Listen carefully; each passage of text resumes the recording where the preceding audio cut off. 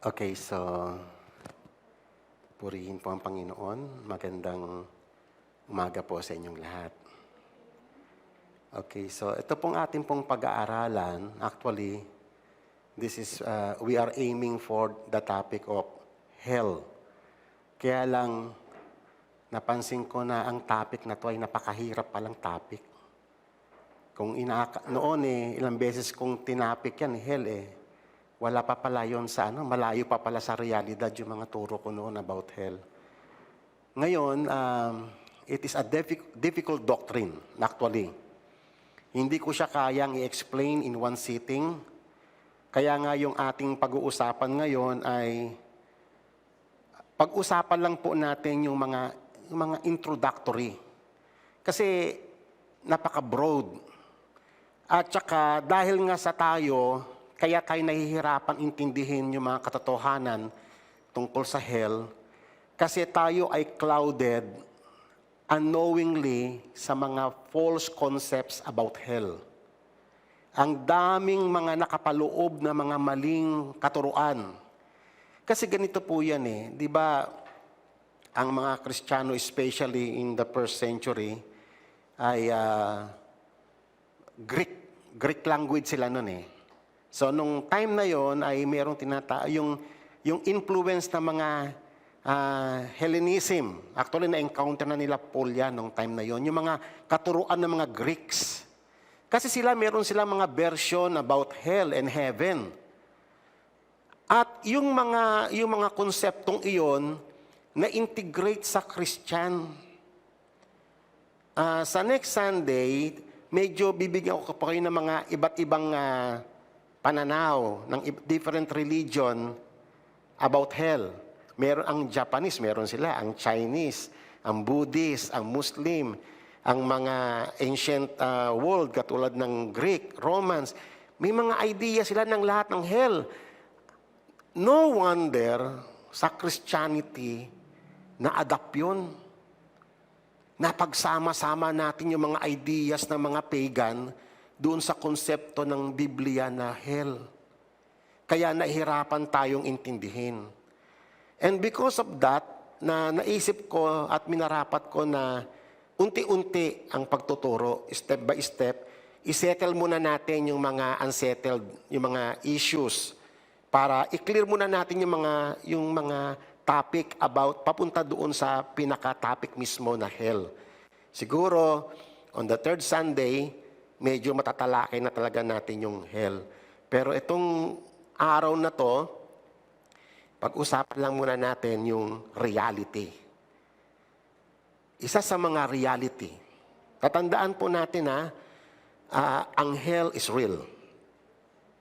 Kung kayo ay naniniwala sa heaven, na totoo ang heaven, hell is real. Pero sa katotohanan, presently, may mga tao or may mga religion na naniniwala sa heaven but they don't believe in hell. Kasi nga, ang hell hindi yan acceptable na doctrine sa ibang mga tao. At next week, bibigyan ko po kayo ng ilang mga halimbawa ng mga philosophers, even mga theologians, na they denounce the doctrine of hell. But hell is reality. It is testified by our Lord Himself. Sa Kanya mismo galing ang marami nating idea about hell. Mas maraming ang tinuro ang Panginoong Yesus about hell kaysa about heaven So ngayon, hell as well as heaven, they are both real. At ang Panginoong Yesus, bumaba siya sa mundo, nagkatawang tao, to testify about the truth. Kaya nga, nung siya ay nagpahayag, kasi in the Old Testament, hindi malinaw ang impyerno. Aware sila sa word na Sheol, yung abode of the dead, kung saan ang mga namamatay ay napupunta sa Sheol. Sa New Testament, ay ang salitang Sheol ay Hades, kasi Greek language na sila. Hades. At alam naman natin, sa Greek, Hades din ang tawag nila sa underworld nila. Kaya nga, nagkaroon ng collision, nagjambol. Kaya nalito tayo. Kaya nga, sabi nga nila Rosdoni, mga great theologians, kahit sila Sproul, sila Greg Bunsen, pare-parehas ang kanilang komente.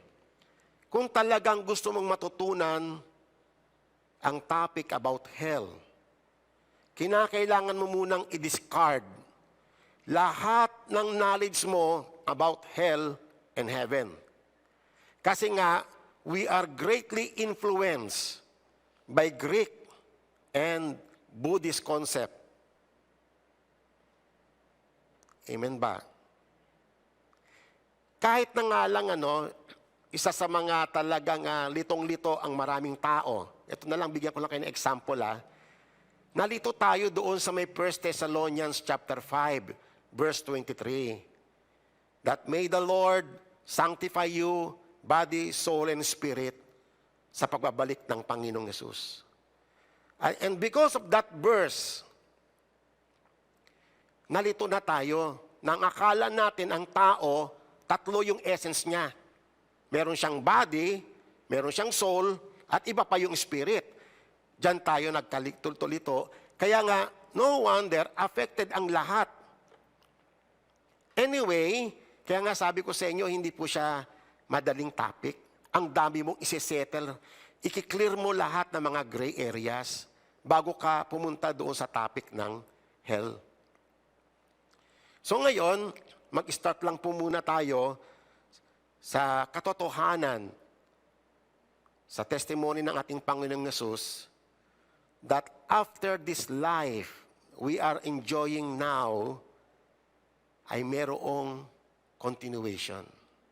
Ang ibig sabihin, death ay hindi the end of all things. Gaya ng mga teachings ng mga annihilationist, na hanggang graveyard lang, that's the end of man. Pag-uusapan po natin yan next week. At iyan ay nakapaloob sa teachings ng mga Jehovah's Witnesses, even yung mga Seventh-day Adventist. Hanggang doon lang. But they believe in heaven. Kaya nga, hindi balanse . Kaya nga, kayo, ano ang mas paniniwalaan ninyo? Yung testimony ng ating Panginoong Hesus mismo, galing siya doon. Kasama niya ang Ama from the very beginning. Alam niya yung mga reality sa heaven.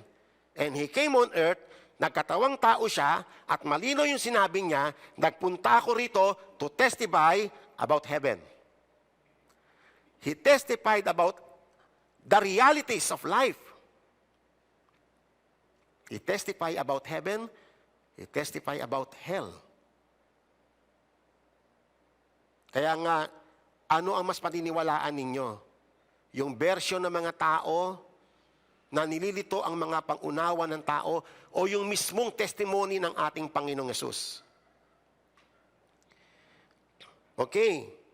So, malinaw dito pa lang sa may paksang ito, life after death, na ang ibig sabihin, na yung tinatawag nating physical death. Ibig sabihin, alam nyo naman yung physical death, Na doon yung time na hindi na tumibok yung puso mo. Yun yung time na nag-separate na yung iyong kaluluwa sa iyong katawan. At yun yung term natin sa physical death. But definitely, it is not the end of everything. It is only a transition. Why? Kasi sabi po ng Hebrews chapter 9, verse 27, inasmuch as it is appointed for men to die, ilang beses siya mamamatay? Once. And after death, after physical death, ano mangyayari? Oh, there is judgment. So merong pagpapatuloy. At dito, ang daming kalituhan dito. Okay. So, ibig sabihin, yung physical death is not the end of us. It's not the end of man. It is a transition. Lilinawin ko po yan. Ang kamatayan nating pisikal, kasi meron pong spiritual na kamatayan. Pag-uusapan po natin yan para maging malinaw yan eh. It is a transition pag namatay ang isang tao. Saan pupunta? Yan ang isa sa mga, actually, very cloudy yan, even sa mga Christians. Saan pupunta yung kaluluwa? Ang alam, ganito ang common na konsepto. Yung kaluluwa, pag namatay, yung righteous punta ng langit, direkta, at yung masama, diretso in hell. Yan, medyo kasi nga galing tayo sa Greek concept. At ito ay taliwas sa teaching ng Panginoong Yesus. Kaya importante yan, pag namatay ang tao, saan pupunta yung kanyang kaluluwa? Alam natin yung kanyang body, yung kanyang physical body ay nandoon sa graveyard. At wala tayong knowledge na kung ano yung plano ni God doon sa katawan na yon na pansamantalang nandoon sa graveyard. Hindi na natin napag-aralan yun. So ngayon, as an introduction, ang physical death is just a transition. Ibig sabihin, ang kaluluwa ng tao ay pupunta muna sa tinatawag na intermediate state. Meron muna siyang intermediate state. Meron muna siyang pupuntahan, hindi po purgatorio. Never na tinuro ng Bible ang purgatory na kung saan yung kaluluwa ng tao is subject to be purged. Walang ganun. Yan po ay Catholic teachings, false teachings. But there is, according to the teaching of our Lord Himself, na merong intermediate state na kung saan yung mga kaluluwa doon are waiting, naghihintay doon sa may finality o tinatawag nating day of judgment and resurrection of the dead. Malinaw yan sa scriptures. O medyo na ba nag-start na kayong ma-startle?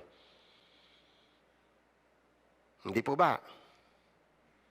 So ngayon, tatandaan po natin, pag namatay ang tao, pupunta siya doon sa tinatawag na Hades, sa wikang Griego. At Sheol, sa wikang Hebreo. Kaya pag binasa mo yung abode of the dead, ay Sheol ito sa Old Testament. At sa New Testament ay Hades. Iisa lang po yan. They are the abode or the realm of the departed souls or this embodied person.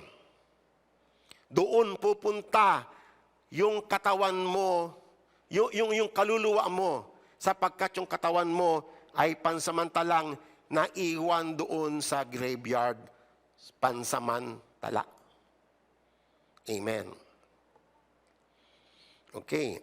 So ngayon, isa sa nagpalito sa atin, tinawag nating hell or impyerno yung Hades or Sheol. Hindi po ba? Kasi why? Tignan ninyo yung mga Bible translation. Ang King James Version, hell, ang translation niya ng Hades. Ang NIV, ganun din. And iba pang mga translation. Siyempre, ikaw na nagbabasa, mapapaniwala ka na yun yung impyerno. But hell is far different sa Hades. O yan, ang isang ano eh. Kaya nga gusto kong linawin yan. Ang Hades or Sheol ay may dalawang compartment. Malinaw yan sa teachings ni Jesus. Meron yung abode or realm of the living na kung saan nandun si Abraham, si Isaac, si Jacob, lahat ng mga righteous people, nandoon lahat ng namatay na righteous ay nasa realm of the living. And that is part of Hades. Ang mga wicked, doon din sila sa Hades, but in another compartment na tinatawag na realm of the dead. But definitely, ang kabuuan ng Hades is not hell. Otherwise, kawawa naman yung mga sila Abraham, sila Isaac, lahat na namatay na Kristiyano, punta pala sila ng impyerno. Kung hell, kung Hades, kung ang hell ay Hades. Nagkakalinawan pa ba tayo? Isa yan sa mga kinakailangan ko linawin. Kaya nga, ayoko kayong biglain. Punta kagad tayo doon sa may topic. Unti-unti muna. I-clear muna natin yung mga air. Linawin muna natin. Ano ba talaga yung tinuturo? Kasi nga, lahat ng konsepto natin galing sa Griego. Na-adapt natin yan. Kasi bakit? Bakit nagkaroon ng problema sa translation? Na i-translate yung Hades. Na kasi yung hell mismo, alam nyo ba, ang kanyang Greek word ay Gehenna. Hindi po siya Hades. Gehenna. At sa Hebrew translation, sa Hebrew word ay Hinnom. Hinnom and Gehenna sa Greek, yan po yung hell. Mamaya pupunta po tayo dyan. But Hades is definitely not hell. At hindi rin natin masisisi yung mga translator, tulad ng King James and NIV. Kasi why? May problema talaga yung English language. Kulang talaga, may deficiency ang English language to translate yung mga Greek and Hebrew words. For example na lang yung word na love. Samantalang sa Greek word, maraming classification ng love. Meron yung phileo, meron yung agape, meron yung eros, erotic. Pero pag na-translate yan sa wikang Ingles, puro love yan. Kaya nga, litong-litong ngayon yung mga tao, love ko yun eh. Kahit napakikiapid, love pa rin ang tawag nila. Because of the deficiency ng English language to translate yung Greek. Napaka-rich kasi ng wika ng Hebreo at saka ng Greek. Lalo ng Hebrew language. Ito na nga lang obserbahan niyo yung Bible nyo. Hanapin nyo yung salitang Lord. Dalawang klase yan. Observe niyo yung Bible nyo. May makikita kayo dyan puro naka-caps lock na Lord. At may makikita kayong small letter na Lord. Hindi nyo napansin yan? Whenever you encounter the word Lord na puro caps lock, it is referring to God. When you encounter the word Lord na small letter, ay referring sa mga tao na may mga authority. Hindi sufficient yung English language. Deficient siya pagdating sa pag-translate ng mga words. At ito ay ilan lamang sa mga problema. Kaya hindi natin masisisi rin yung mga translator. Nung time kasi na i-translate, yun yung mga available words. At mahirap din ang trabaho ng mga translator. Okay. So ngayon, gaya nga ng sabi ko kanina, ang Hades ay merong 2 compartments. Merong abode or the realm of the living, at ito ay dedicated para sa righteous. At ito rin ay tinatawag na paradise or tinatawag nating heaven. At ito pong realm of the dead ay tinatawag din nating hell. Pero actually, this only, parang hindi pa talaga to yung katulad nung sa may lake of fire sa Revelation. Mas matindi yun yung description ng Panginoong Yesus doon Pero, ayon sa revelation ng Panginoong Yesus, it is a place of torment. It is definite, very clear, yung isang compartment na yon for the wicked. Okay. So ngayon, ito po yung mga verses na from the very mouth of the Lord Jesus Christ, His testimony about what is hell. Okay. Pag sinabi kong hell, it is Gehenna. Sabihin nga po ninyo, Gehenna. Hindi po to Hades. Okay. So ito po ay Gehenna.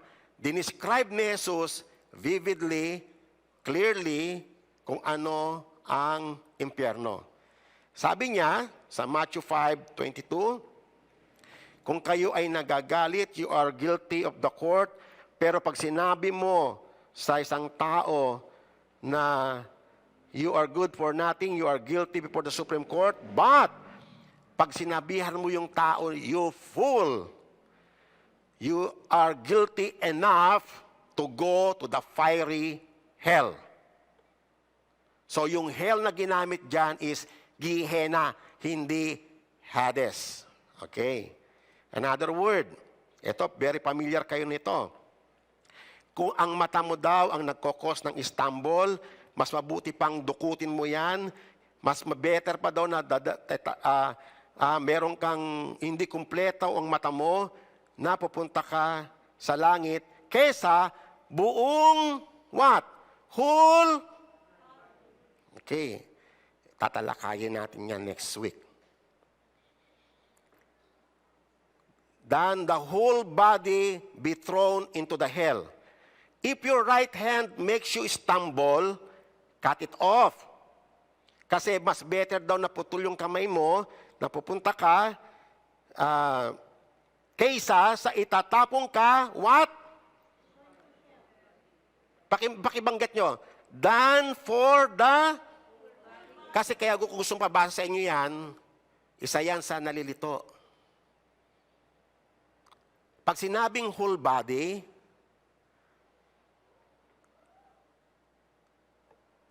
okay, go to the hell. Okay. Another word. Ito, pamilyar din kayo rito. Huwag daw kayong matakot sa pumapatay ng katawan, pero walang kakayanan na pumatay ng kaluluwa. Very clearly, na magkaiba ang body sa soul. Hindi po siya iisa. Okay. Rather, sabi ng Panginoon Yesus, katakutan nyo yung able to destroy. What? Both. Oh, teka, medyo ano yan Akala ko bang itatapon sa impyerno, kaluluwa lang. Medyo may contradicting tayo sa mismong teachings ng Panginoong Yesus. Pero hindi natin tatalakayin muna ngayon yan. Reserve natin yan sa mga sumunod na mga linggo. Okay. Paano yun? Yung katawan nag-disintegrate sa lupa How come na itatapon sa impyerno from the very words of the Lord Jesus Christ, body and soul? Malinaw naman, hindi po ba? Baka naman mayroon kayong dyan, tutol kayo sa statement na yan. Kaya nga sabi ko sa inyo, lilinawin muna kasi ang daming clouds dyan Okay. Woe to you, scribes and Pharisees, hypocrites, because you travel around the sea and land and make proselyte. And when he becomes one, you make him twice as the son of hell, Gehenna, as yourselves. You serpent, you brood of vipers, who will escape you to the sentence of hell. Ibig sabihin, ang hell is inescapable truth. Ang wicked, hindi niya to matatakasan. Whether he believes it or not. Ang opinion of man is not important. Paniwalaan mo man yan o hindi. I-deny mo man yan o hindi. But it will remain the truth. It will remain the reality. as testified by our Lord. And then, ito po sa may Matthew 25, familiar kayo dyan. 3 times na binanggit ng Panginoong Yesus ang description niya about hell. Throw out the worthless slave into the outer darkness. Kaya nga, meron pong confusion dito eh. Okay, mamaya ha. In that place, there will be weeping and gnashing of the teeth. Ano po yan? Ano ang idea ninyo about weeping and gnashing of the teeth? Alam nyo, familiar kayo sa weeping eh. Pero when you add gnashing of the teeth, eh, iba yon, intense yung kalalagayan. At kailan nararanasan ng tao yung ganitong estado dito sa ibabaw ng lupa? Okay. Another description. And then he will also say on those on his left, nung sineparate niya yung sheep and goat, depart from me, accursed ones, into the eternal fire, which had been prepared for the devil and his angels. Okay. So ngayon, isa sa mga nahihirapan tayong intindihin na kasi ang approach natin whenever we encounter hell, according to the teachings of our Lord Jesus Christ, we literal it. Nililiteral natin ang lahat. Kaya nga, meron tayong problem. Kasi, yes, merong metaphorical. Pero, maging maingat tayo sa approach. Kasi, pag sinabi mong metaphor, ang metaphor is not the reality itself, but a description of what is reality. That is metaphor. Hindi po ba? Alam niyo naman yung mga parable. Metaphor yan. Dinidescribe niya kung ano talaga yung reality, but not the reality itself. Kaya nga, pag sinabi mong metaphor yan, at to what extent, at to what degree, yung reality. Ang pinag-uusapan dito is the precise reality.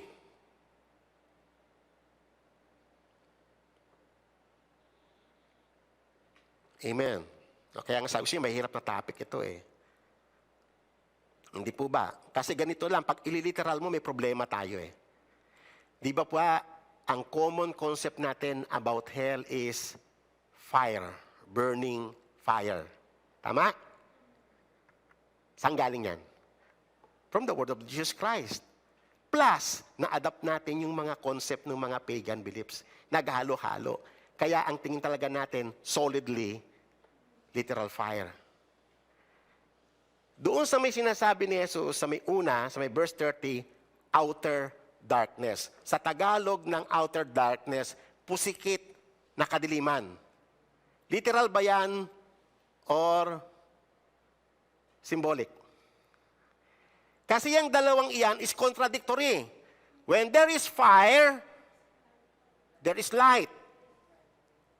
Ayan, kaya nga, sabi ko nga po sa inyo magandang yan kaya nga, ang parable ni yung the Lazarus and the rich man, may mga certain degree ng reality at meron ding degree na metaphorical siya.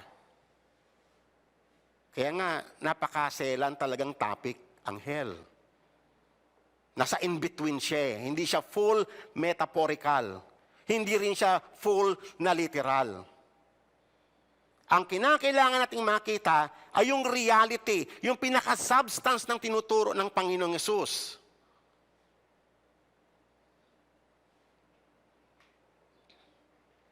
Ito pa, eternal fire which had been prepared for the devil and his angels. Tatalakayin po natin yan next week. This will go into the eternal punishment, but the righteous in eternal life. Alam nyo ba yung salitang eternal? That is controversial. Pagdating sa mga annihilationist, it is controversial. Kaya tatalakayin natin yan next week. Kaya nga, ang dami mong isisettle talaga, ang dami mong i-clear.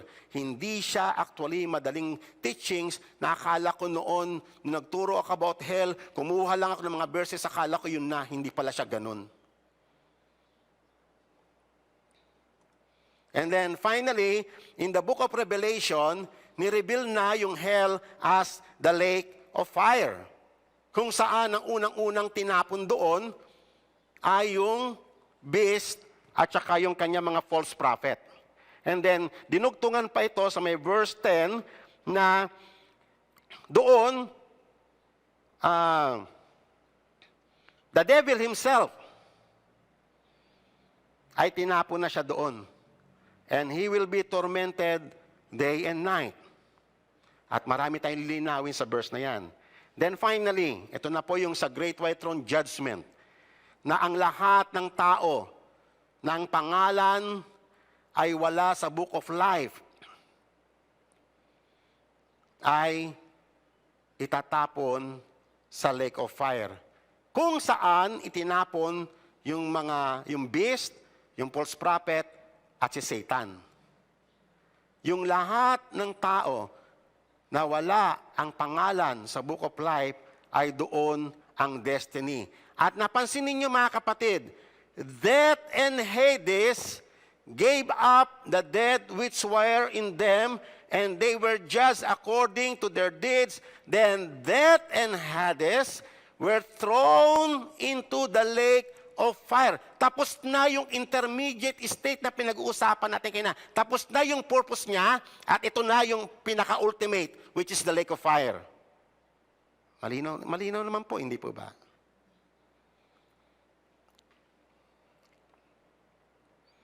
Okay.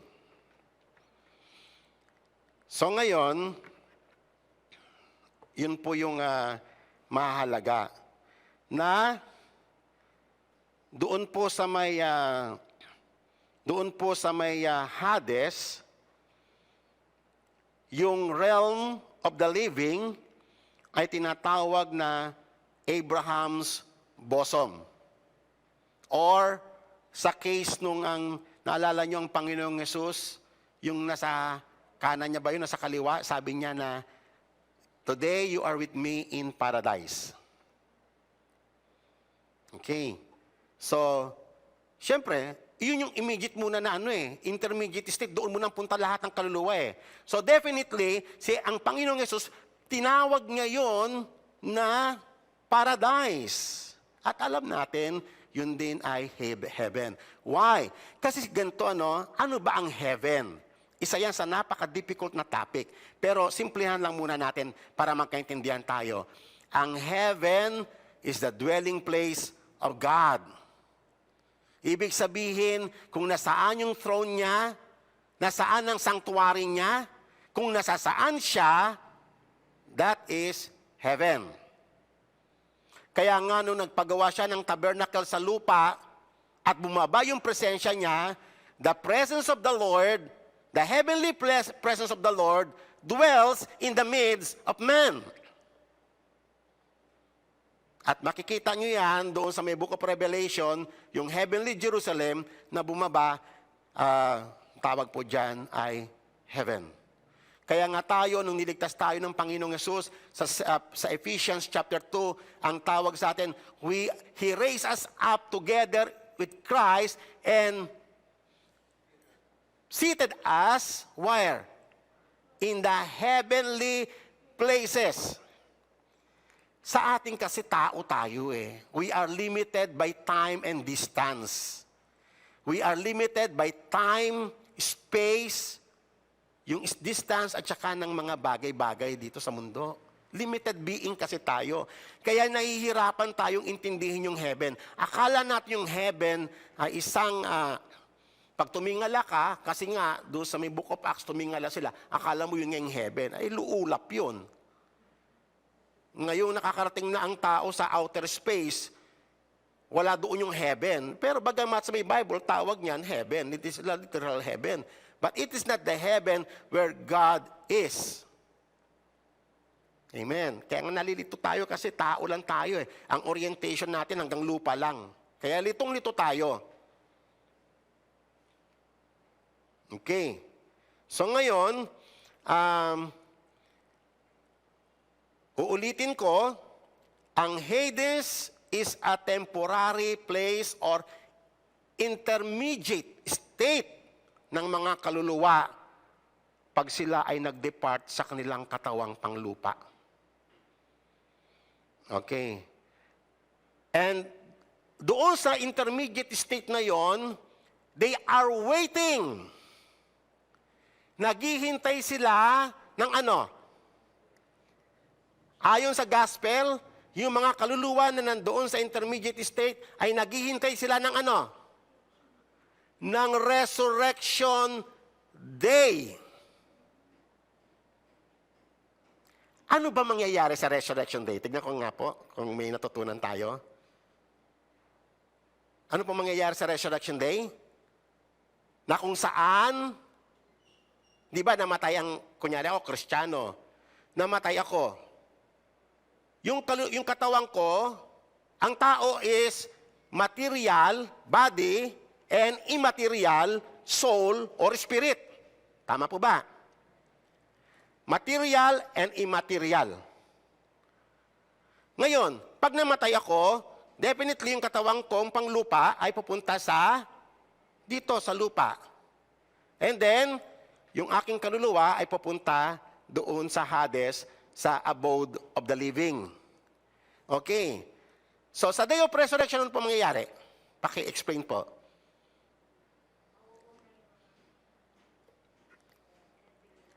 Oo, yes, oo, mabubuhay. Mauna yung mga namatay na, tapos yung mga buhay. Pero what does it mean? Ibig sabihin, mare-reunite na uli yung body niya at yung soul niya. Kasi man was created unity.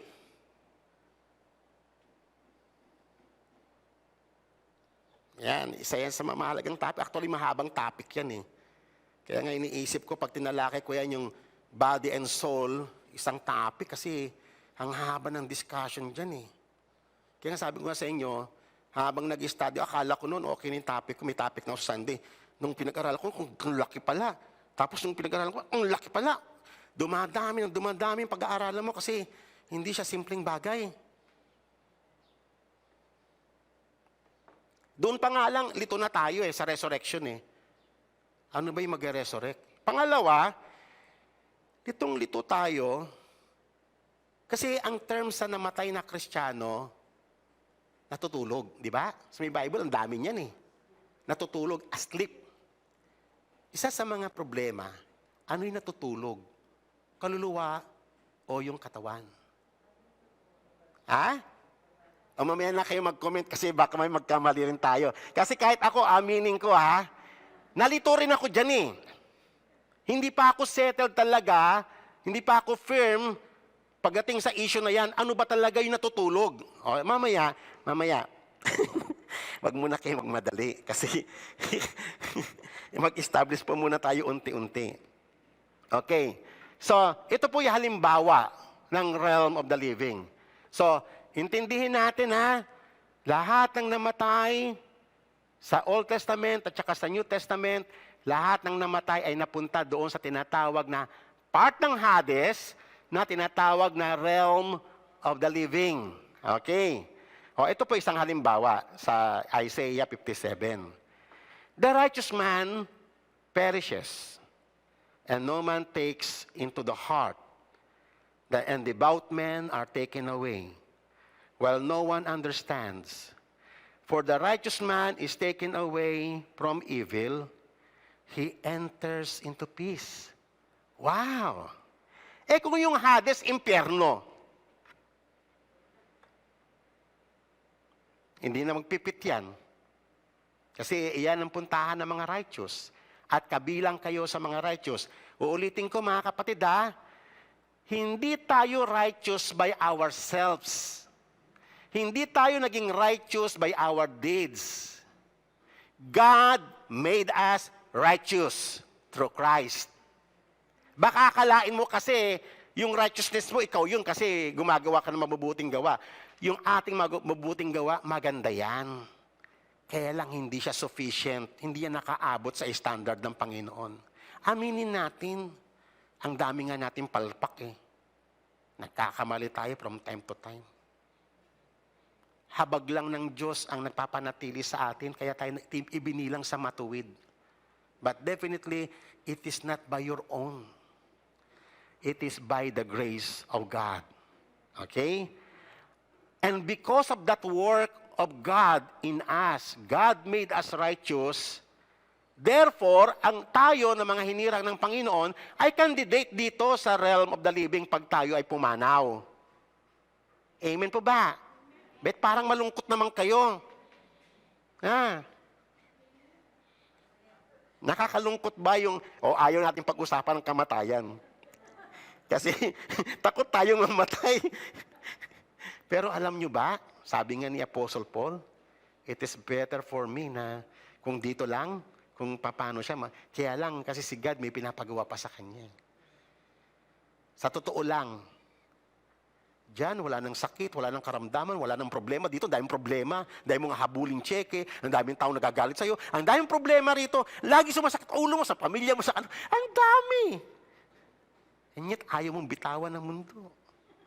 Pero ka mag-alala, kapatid, kasi ang kamatayan naman, in-appoint ni God, hindi mo, huwag ka namang pakamatay. Baka naman madali ka naman pumunta dyan. Saktan mo sarili mo. Hindi po ganun tinuturo ng Bible. Ang buhay ay in-appoint ni God sa atin. Siya ang nagdetermine ng haba ng buhay natin. Okay? So pag dumating yan, tanggapin mo. Ang sabi nga ni Apostol Pablo, buhay ka man o patay ka, sa Panginoon ka na Secured ka na Why? Because of the victory of Christ. May assurance tayo na pupunta tayo dyan, it not because of us, but because of the work, the finished work of the Lord Jesus Christ. Tandaan po natin yan. Kaya hindi po nakakabuting. Ito pong topic na to. Nakabut-buting. Tagalog na Tagalog, Ilocano ko. Tiyatawanan ko ng brother. Okay. So, ang righteous man daw is taken away from evil. Tapos na yung mga evil na pinagdaan niya sa buhay. So, he enters into peace. Alam nyo ba, sa totoo lang ngayon, hindi mo pa nga alam i-express talaga yan kung ano talaga yung peace. Bagamat nakakaranas tayo sa mundong ito ng kapayapaan, pero it is ang layo-layo sa peace talaga sa presence ng Panginoon. Ngayon, meron kang joy, alam mo sabihin yung joy, pero yung joy mo sa lupang ito, punong-puno pa rin ng trouble. Far, very far sa joy, sa presence ng Panginoon. Kaya nga pag napunta ka dyan, ayaw mo nang babalik sa lupa Pero hindi ganun ang purpose ng Panginoon. Actually, napakalaki kasing topic nito. Hindi ko kayang i-discuss in one sitting. Okay. So, he enters into peace, they rest in their beds, each one who walk in his upright way. Alam nyo ba yung paglakad natin, kung bakit man tayo nakaka-obey sa Panginoon, it is because of you? Oh, it is because of the Holy Spirit na ibinigay sa atin. Kaya tayo nakakalakad sa kalooban ng Panginoon. Ang linaw niya sa may Ezekiel 36 I will give you a new heart. Kasi nga yung puso natin bato. I will give you a new spirit. Kasi yung spirit natin stubborn. Ayaw sumunod sa law ng Panginoon. Kaya daw ibinigay ang Spirit para makasunod ka sa daan ng Panginoon. So definitely, hindi yan galing sa atin. Kaya nga, mawawala ang pagmamalaki o yung pagmamayabang ng tao na parang bang, alam mo yung self-righteousness, mabigat yan Pero pag alam mo yung ginawa ng Panginoon, yung grace ng Panginoon, yun na yung confession mo. Siya na ang lahat-lahat sa buhay mo. Okay. Another verse. Kaya nga sinabi ng Bible, Precious in the sight of the Lord is the death of His godly ones. Kaya nga precious nakangiti ang Panginoon. Kasi nga, secured na because of the victory of Christ in us. Secured na tayo. Naalala niyo yung comment ng Panginoon, good and faithful servant, enter into my joy. Nakangiti ang Panginoon. Amen? Bagamat kapos-kapos tayo, marami tayong palpak. Okay.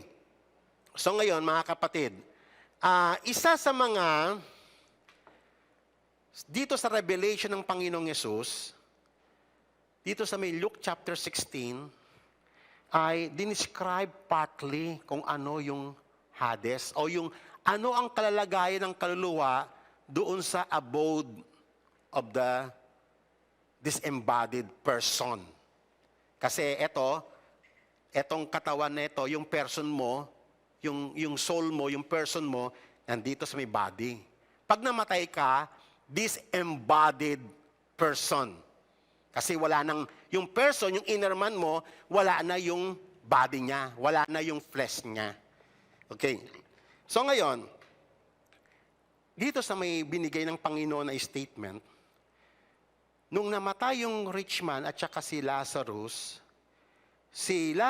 ay dinala sa tinatawag na Abraham's bosom, o yung tinatawag nating paradise or heaven.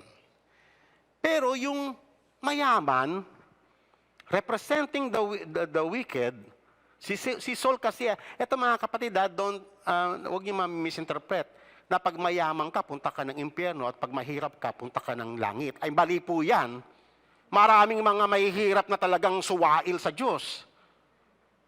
Marami ring mayayaman na talagang nagpakumbaba sa Panginoon, kinahabagan ng Diyos. Kaya nga siya partly parable, partly literal siya ang approach dito. Amen. Paglilinaw lang po. So ngayon, ipinakita ng Panginoon sa pamamagitan ng statement na ito, na yung kaluluwa, pag nag-depart na yung soul of man, nandoon na kasi, alam nyo ba ang body? He cannot survive without the soul. But the soul can survive even without the body. But, hindi po nangangahulugan na immortal ang soul. Ay, naku, isa yan sa mga napaka-delikadong, mamaya, partly, pag-usapan po natin yung kalituhang iyan. Akala kasi natin immortal. Porque nag-survive yung soul, nung siya ay namatay, yung body kasi nandun na, patay na talaga, nandun na sa may graveyard, naagnas na Pero yung soul, nagsusurvive, ang term kasi natin, dahil nga tao nga tayo, immortality. Ayan. Isa yan sa problema. Mali yung mga definition natin ng terms. Kaya nagkakalito-lito tayo. Yang ano na yan, yung idea na yan, galing sa mga pagan. The immortality of the soul. So ngayon dito muna tayo.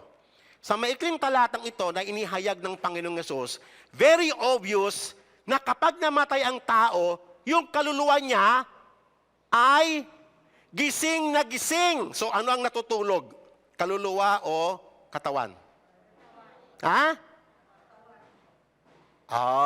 Bakit natutulog yung katawan? Ha? Oo nga, nahiwalay nga siya. Pero bakit siya natutulog? Bakit ang term ng Bible natutulog? Kasi, naghihintay ng resurrection, naghihintay, nagigisingin yung katawan.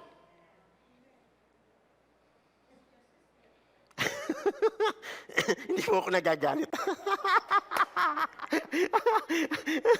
Alam mo, ang preacher minsan yan ang problema. Lalo na kami ay naku, buti nga si Brother Rick, maaga siyang na-withdraw sa ganyan. Ay naku. Minsan, pag gusto ko magbigay ng emphasis, napapataas pati boss ko, pero doon ako nagagalit Masayang-masaya nga ako.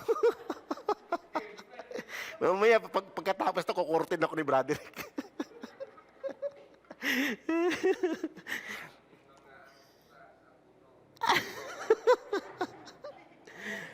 Okay. So, gising, tatandaan po natin ayon sa statement ng Panginoon.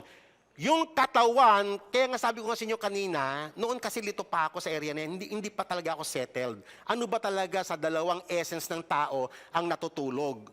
Yung katawan ba o yung ano? So ngayon, it is very clear. Na yung kaluluwa or yung immaterial essence ng tao, gising na gising. Kita nyo sa statement, Gising na gising siya. So, ang natutulog talaga yung katawan. Why? Actually, yung daming sample yan Unang-una, alam nyo ba yung transfiguration? Di ba? One time, isinama niya si Peter, tsaka yung isang disciple, sa isang lugar, and then nag-transfigurate si Jesus. Lumitaw si Moses, tsaka si Elijah. O kausap niya, yung mga departed souls yun, Gising na gising. Another statement, yung sinabi ni Jesus doon sa may Luke 23:43, sinabi niya doon nasa kanan niya ba yun o nasa kaliwa? Hindi ko na matandaan Ang sabi niya, today you are with me in paradise. Kunyari, yung sinasabi niya, okay, yung kaluluwa mo matutulog pero dadaling sa paradise. Anong silbi ng paradise? Tulog ka rin lang, tutulog kang ganun para ka nasa hibernate state. Actually kasi yan ang teachings ni Martin Luther ng Roman Catholic, na ang kaluluwa daw ay nasa deep, dreamless state, yung kanyang kaluluwa. Alam niyo ba yung mga pelikula ng yung mga sci-fi movie na, kunyari, pupunta ng Mars, kaso 15 years. So, mag-hibernate, matutulog muna sila. At nakaset yung capsule nila, nagigisingin sila after 15 years. Hibernate sila doon. Temporary sleep yun. Ibig mo sabihin, ganun ba sa langit? Naka-hibernate yung kalulutulog, yumbing na yumbing, dreamless? Hindi mo na-enjoy yung langit. Pagkagising mo, resurrection na, balik ka na sa lupa. So, hindi mo na-enjoy yung paradise. Hindi, gising siya. Na-enjoy mo nga yung paradise Na-enjoy mo, wow, ito pala yung sinasabi ng Panginoon. Amen. Okay. Another example, ay yung sa Revelation chapter 6, yung mga beheaded because of the persecutions dahil sa faith nila kay Christ. And then nakipag-dialogue sila sa Panginoong Diyos, Lord, kailan mo kami bibigyan ng katarungan? And then kinomport sila ng Panginoon, maghintay lang kayo. Okay? So gising na gising. Pero nasa blissful place sila, nasa very peaceful place sila. Na kung saan punong-puno yung joy na hindi mo kailanman naranasan sa mundong ito. That is paradise. That is the presence of God. Amen. Tapos na yung evil na nagpapahirap sa buhay natin. Amen. Gusto niyo na bang mamatay? Wag po kayo magmamadali. Merong time for that. Tinatalakay lang po natin ito. Hindi ko sinasabing, mag-unahan na kayo doon. Ay, nako. Okay. So ngayon, bukod sa conscious yung kaluluwa doon sa intermediate state, ay nagpapatuloy yung personality ng tao. Kasi alam mo ba yung inner man natin, yung soul natin, it is our person. Diba? Kaya pag tineterm yan, body and soul, flesh and spirit. Yung spirit at soul, parehas yun Kasi upuan po natin, wag muna kayo magtanong kasi mahabang talakayan po yan. Meron tayong mga tatalakayang mga sensitibong issue dyan. Okay? Pero for now, ilagay mo natin ganon. Ito flesh, yung inner man natin is spirit. Or ito yung body, yung sa inner man natin is soul.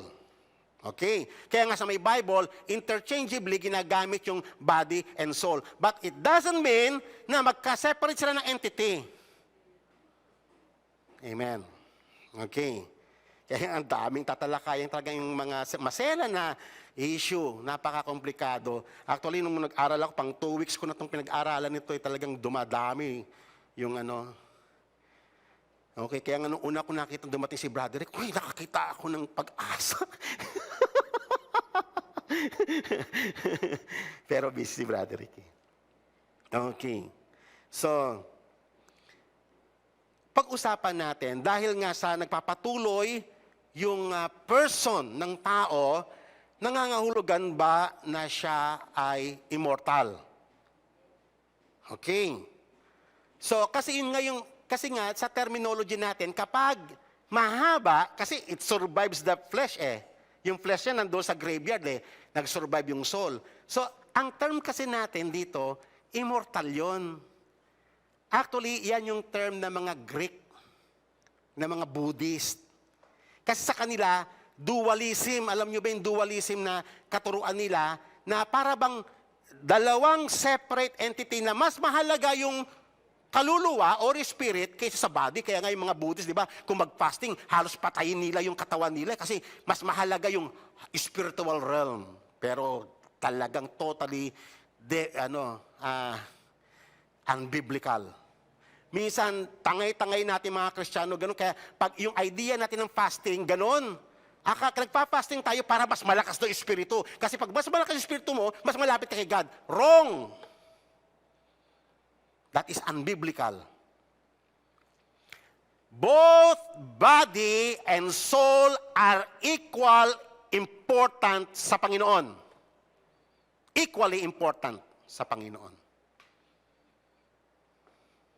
Kaya nga yung dalawang iyan ay may programa ng kaligtasan kay God. Both body and soul. Okay. So ngayon, dahil nga sa bombarded tayo ng mga Greek concept, napagkamalan natin na immortal yung kaluluwa natin. Alam niyo mga kapatid, sabi nga ng talatang ito, sa Timothy, diniscuss ni Apostle Paul sa 2 talata, it is only God who possesses immortality. Wala nang iba. Alino pong talatang yan, no?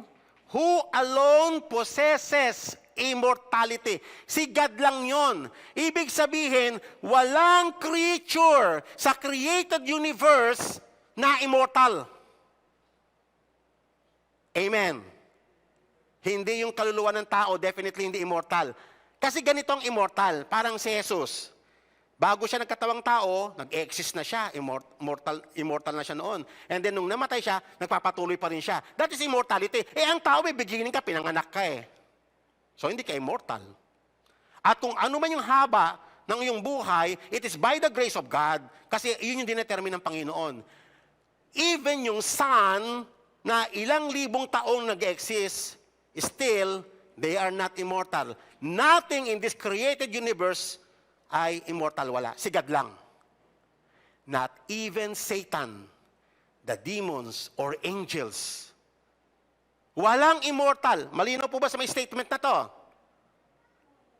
Gusto ko marinig yung amen kasi baka naka-question mark Malinaw po ba sa statement nito na si God lang ang may immortality? Ayan. Kasi magkalinawan tayo kasi pag pintinalakay tayo, pag nag-progress sa pag-aaral, iiwanan na po natin yan. Kasi nakakaintindihan na tayo na si God lang ang immortality. But, alam nyo ba mga kapatid, according to the gospel of Jesus Christ, tayo ay pinangakuan din ng immortality. Yan ang blessing of the gospel. Yan po ay sinabi sa 2 Timothy chapter 1 verse 10, sa appearing ni Jesus Christ ay i-abolish niya totally yung death at dadalhin niya yung kaganapan ng buhay and immortality according to the gospel. Bibigyan tayo yung divine nature ng Diyos na immortality ay pagkakalooban tayo ng pang-igagrant ni God. Pero definitely ngayon, hindi immortal yung ating kaluluwa. Bagamat nag-exist siya sa long period of time, kaya siya nag-exist dahil iyon yung tinakda ng Diyos sa Kanya. But He is not immortal. Mali kasi yung ating definition. Kaya paglilinaw lang po ng terms. Amen. Kaya nga, sa may 1 Corinthians chapter 15, very lengthily tinalakihan ni Apostle Paul na Darating daw yung time na itong mortal body natin ay papalitan na ng immortality. Kaya nga tayo naghihintay pag sa Resurrection Day, meron na tayong we possess immortality. Completely. Amen. Masaya po ba kayo? Gusto niyo na bang mauna? Wag po muna. Wag kayo magmamadali. Nagpapatawa lang po ako. Okay. So ngayon, balikan po natin yung kwento kasi dito may mga ilang mga importanteng description ang Panginoong Yesus about afterlife. So, nandito nakita po natin yung rich man nagmamakaawa kay Abraham.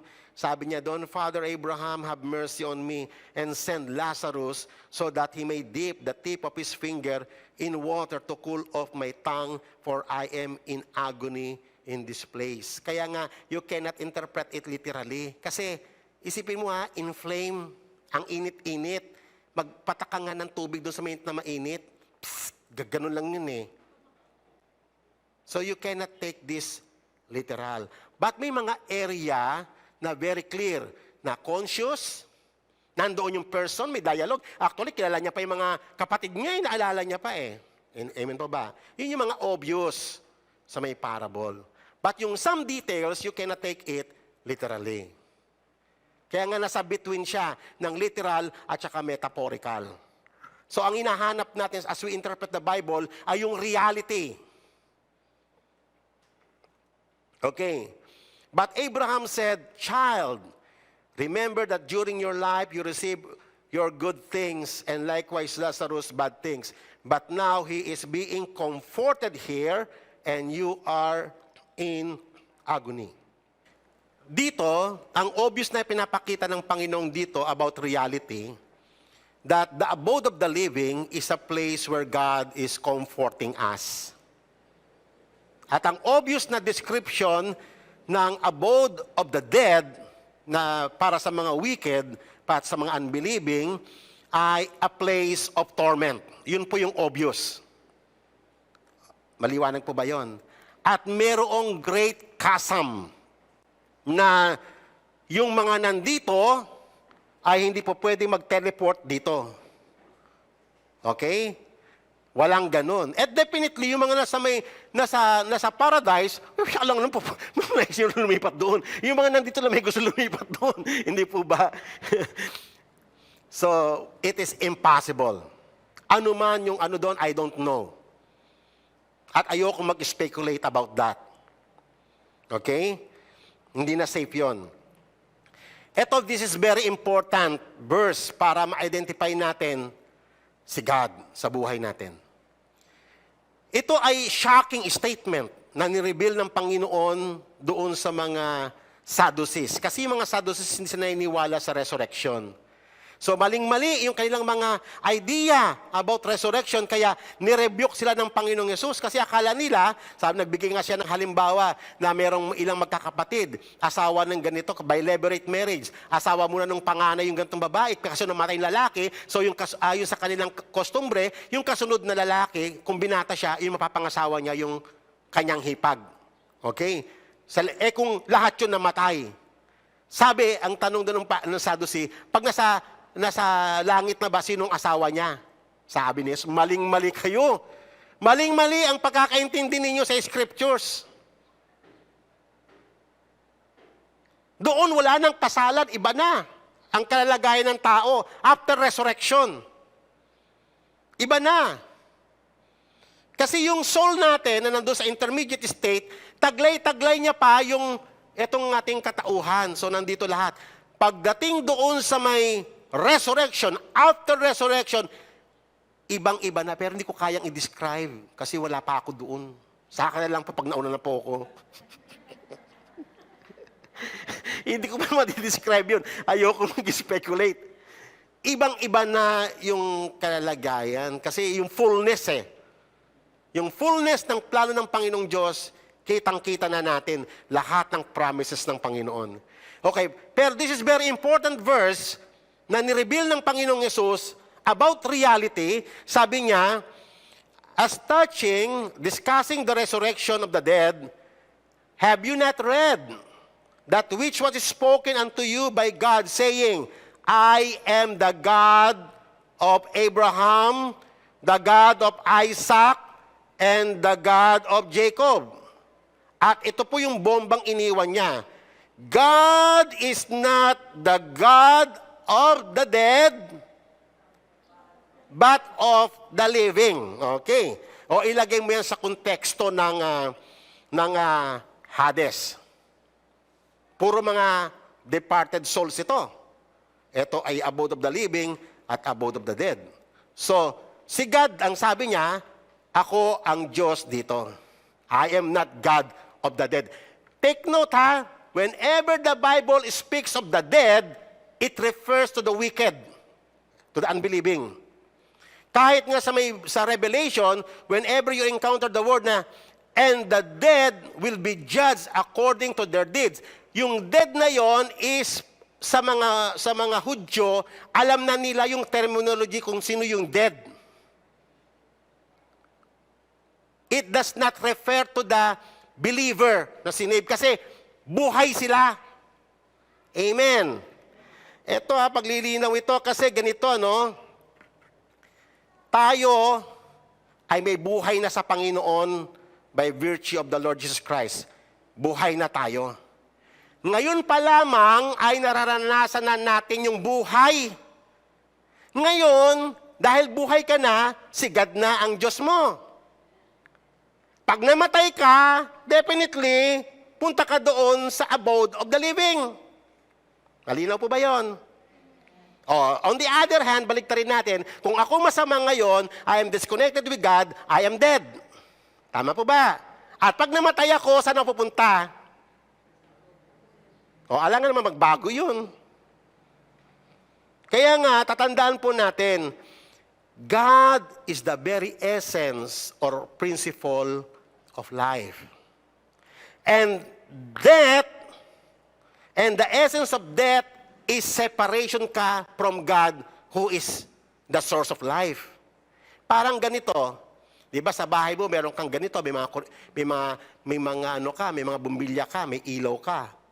Kasi nga, may power ka, kasi nga nakakonect ko sa iselco. Paano kung pinutol ng iselco yan dahil di ka nang babayad? Kahit na may mga ilaw ka dyan, wala ka ng liwanag. Ganyan ang tao, cut off na kay God because of his sin. He is dead.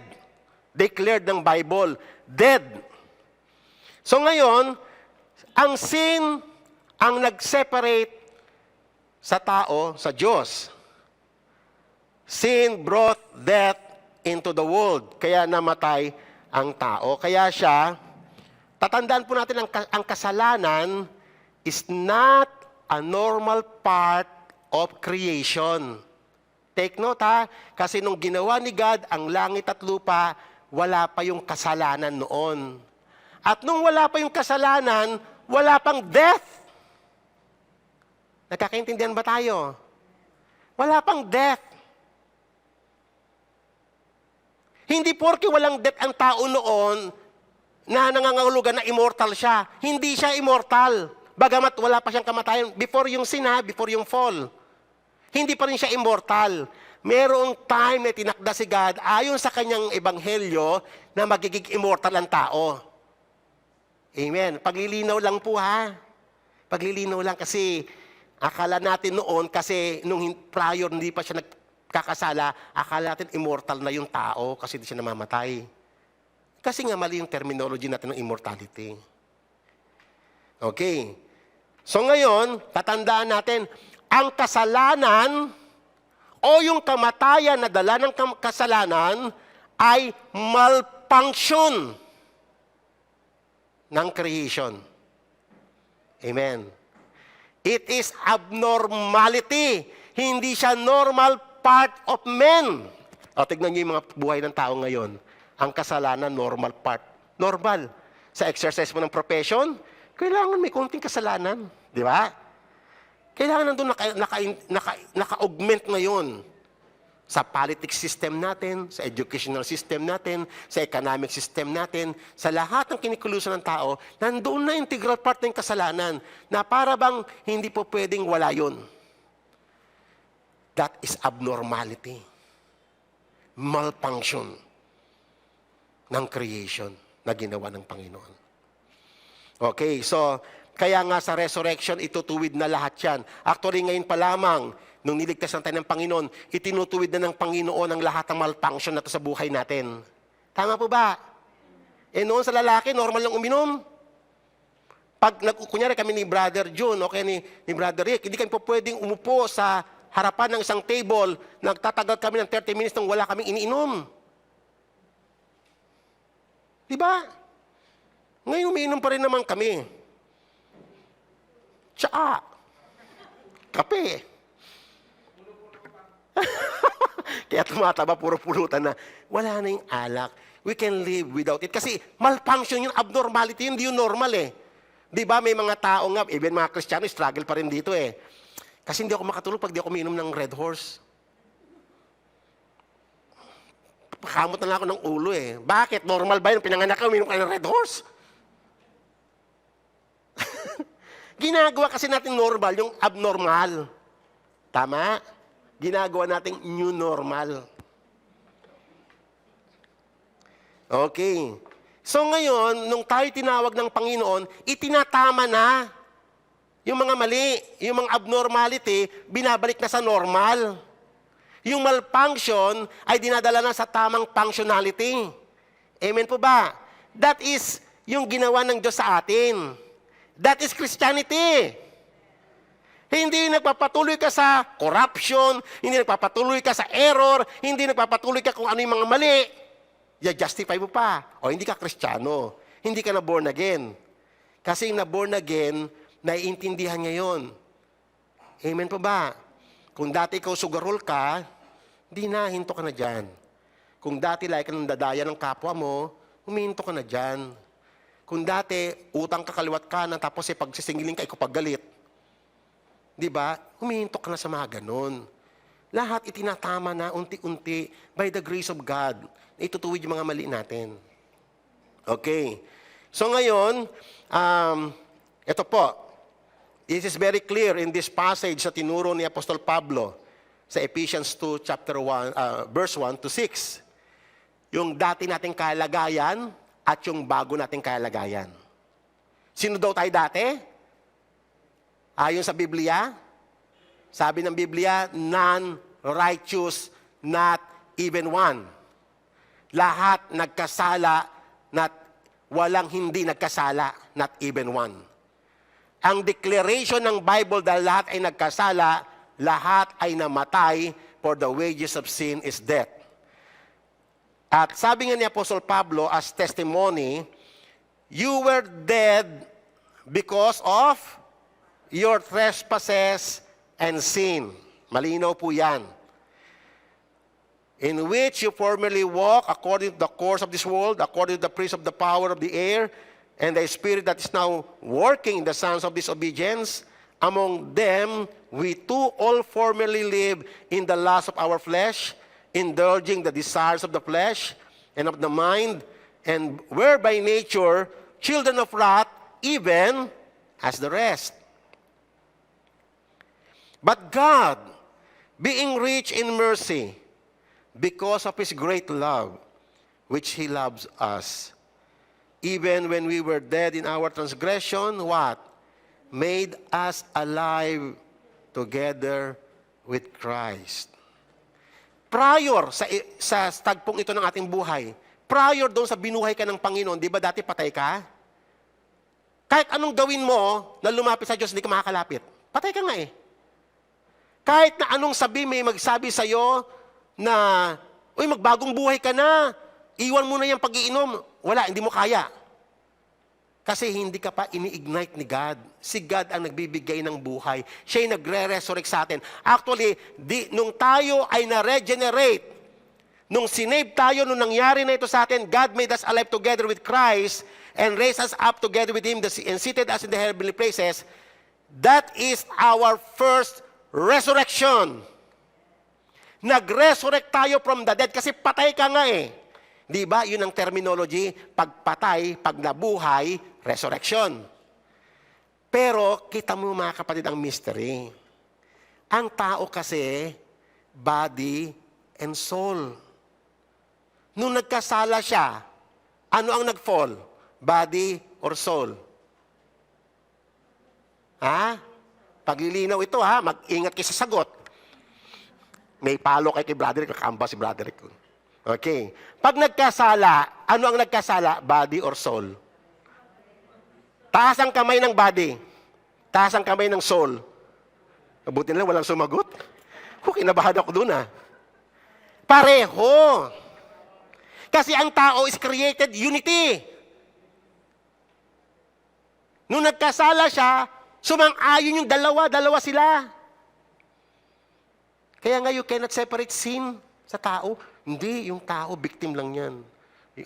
Yung mga ganung mga notion, dami mga mali. No? So ngayon, nagkasala. Nung namatay, nagkasala yung body, dalawa sila. Nung namatay, ano yung namatay? Body or soul? Parehas. Good. Nung binuhay siya ng Panginoong Yesus, ano yung unang nabuhay?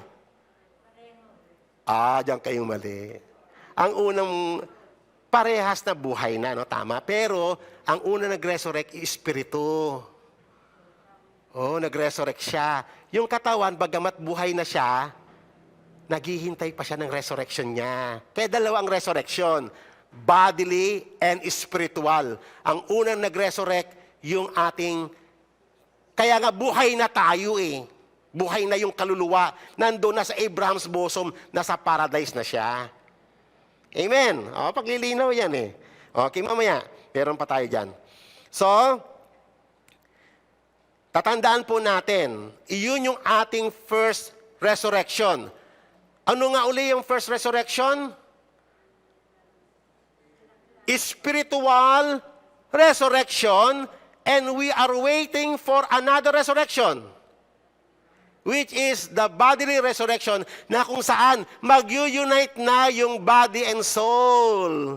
And he will live as one man in unity before God.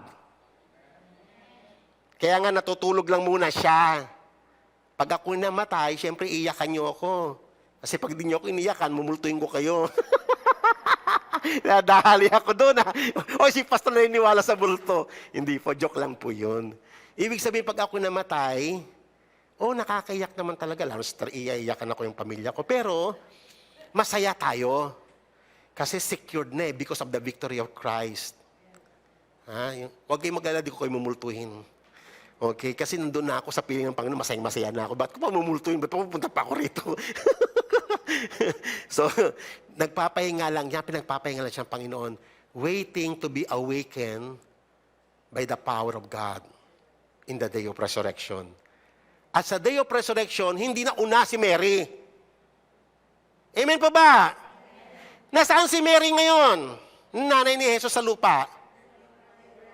Nandoon din, nagpapahinga din. Yung katawan, siyempre yung kaluluwa niya nandoon sa Abraham's bosom. Pero yung kanyang kaluluwa, yung kanyang katawan ay nagpapahinga din.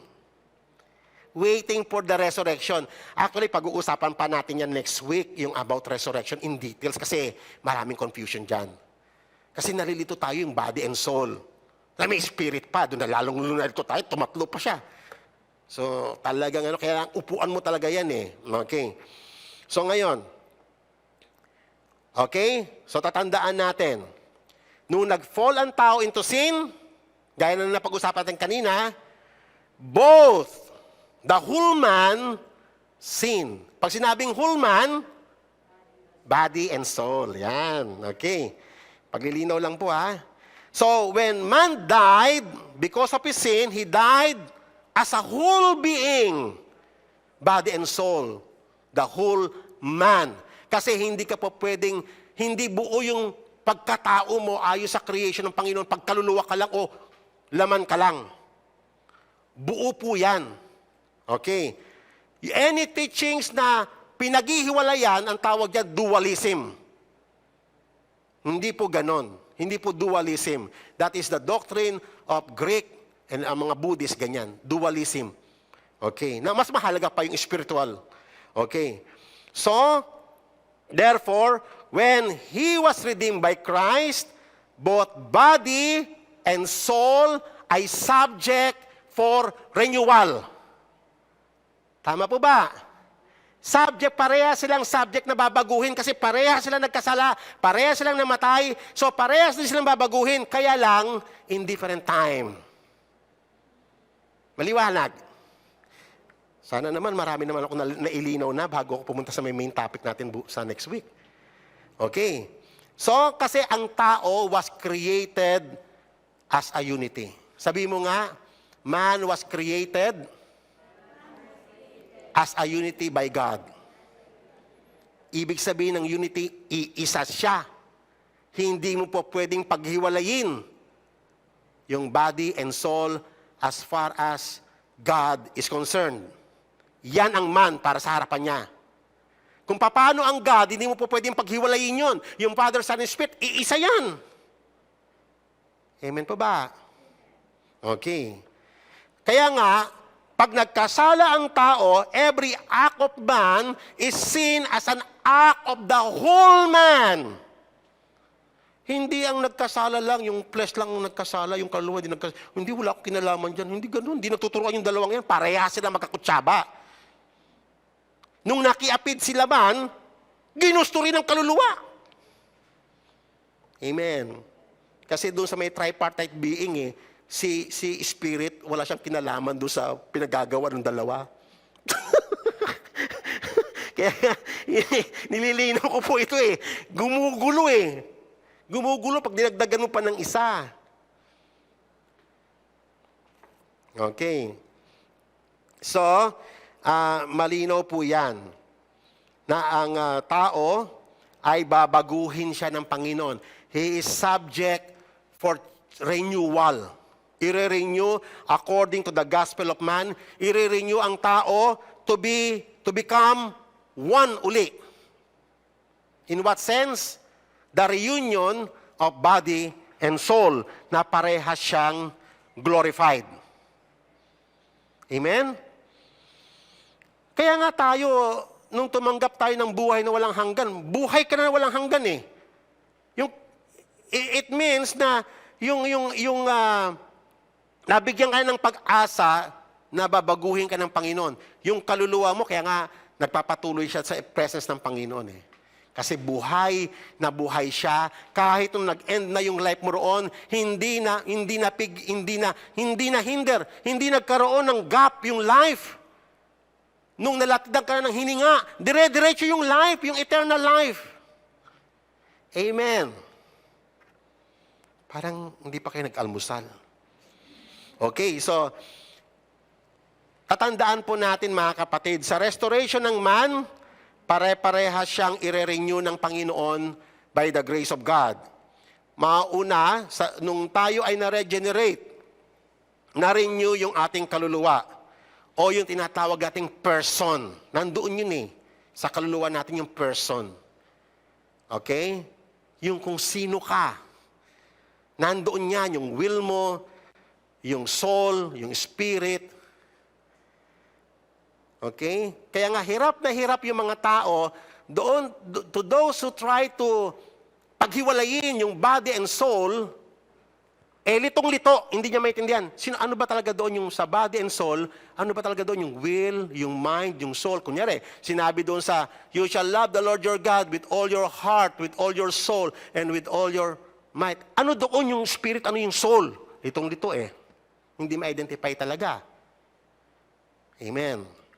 Depende po kasi yung sa gamit. So, kailangan kasi one sitting po yan, pag inupuan po natin yan. Okay. Sa resurrection naman, so pag pinag-usapan natin ng resurrection, we are talking about bodily resurrection. Sabihin nga po ninyo, bodily resurrection. Nung tayo ay na-regenerate, nag-resurrect din tayo noon. Anong klaseng resurrection yon? Spiritual resurrection. Wala pong soulish resurrection.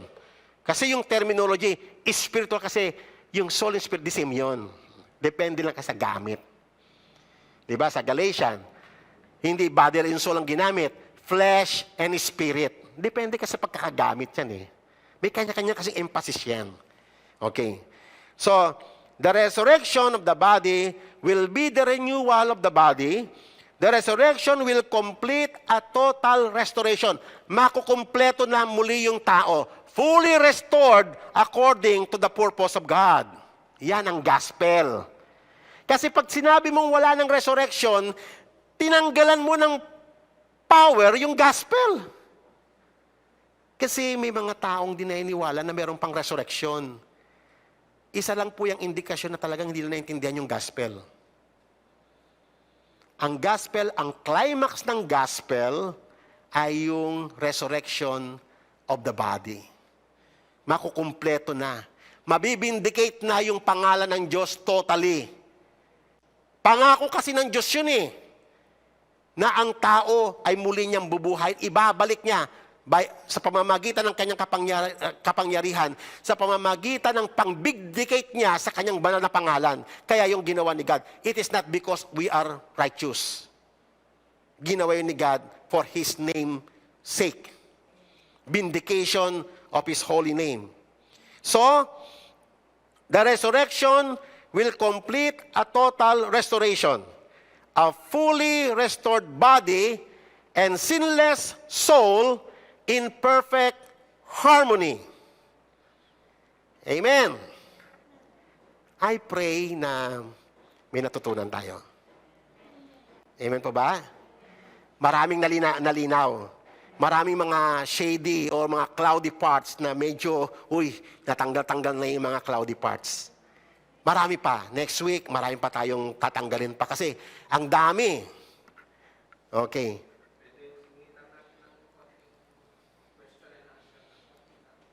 Baka kasi matalakay bro sa yung sunod na topic ko Oo, kasi pwede siguro pag nakaupo na lang tayo, off the record, pag-usapan natin kasi meron kasi step by step i-settle ko yung mga issues.